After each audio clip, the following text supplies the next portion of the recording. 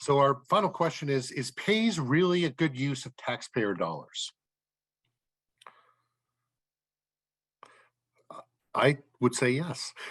Just so everyone kind of knows how it is funded, beginning in 2013, the state agencies of the Commission on Crime and Delinquency, my agency, the Department of Education, and the Department of Drug and Alcohol Programs decided that it was important to provide this data for our schools, for our communities in their prevention planning.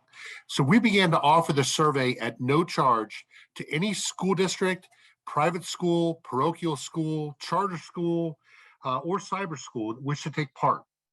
We provide the cost of surveying, either paper and pencil or online, and the preparation of the summary reports, which are sent directly to all the participating schools. So we believe that the investment at the state level is extremely important, and it took the burden off of our local communities or our local school districts to have to come up with the money. So they might say, well, we can't afford to do our entire district, so we'll do one of our high schools instead of both of them, or one of our elementaries instead of the four of them.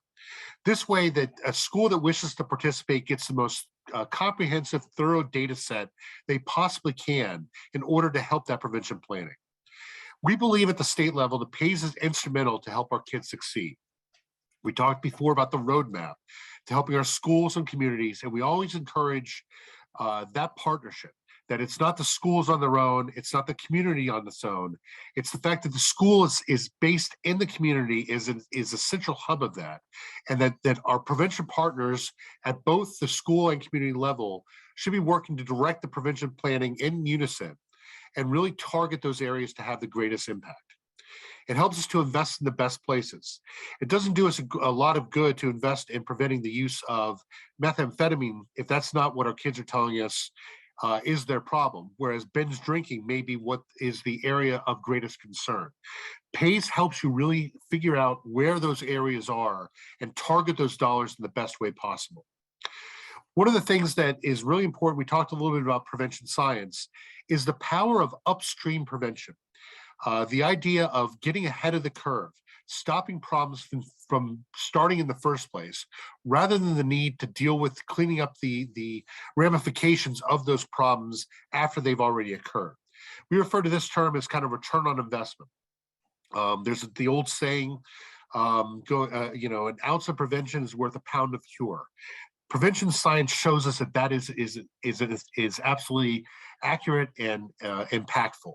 If you don't put money in with that upstream effort, prevent those problems, help our kids understand how detrimental some of these problem behaviors are, then they really can have the negative effects that we're going to have to deal with in all of our various systems, be it our criminal justice and juvenile justice system, our drug and alcohol folks, our children and youth, or school dropout with the lack of success in the workforce that comes with that as well.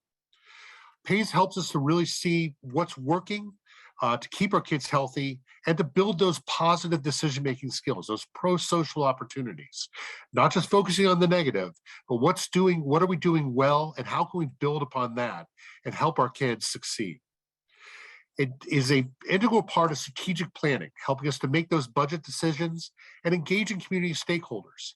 One of the programs that we're most proud of to help engage those community stakeholders with our schools is a program known as Communities That Care, where it's a organized, data-driven approach to really analyze data to help them make the decisions for the best investment in prevention. And this engagement is absolutely essential. The more people that come to the table wanting to help our kids, the greater the impact in every aspect of our kids' lives. And finally, PAYS gives voice to our students and what they are telling us they need. By listening to our kids, rather than just saying, well, I'm the adult, I know what our kids need, PAYS provides a direct access to their voice to help us understand where they're coming from. We talked about what they know, what they think, and what they believe. So we can act upon things that are problematic, but also help change those thinking behaviors where they may think everyone in their entire school is doing a certain behavior.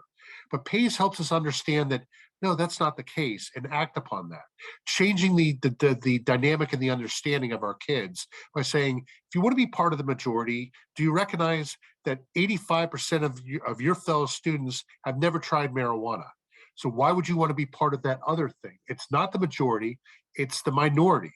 So it's really helping with those positive messages, those what we call social norming, changing the understanding and the mentality of our youth towards these problem behaviors, which can be so have such a negative effect on their lives.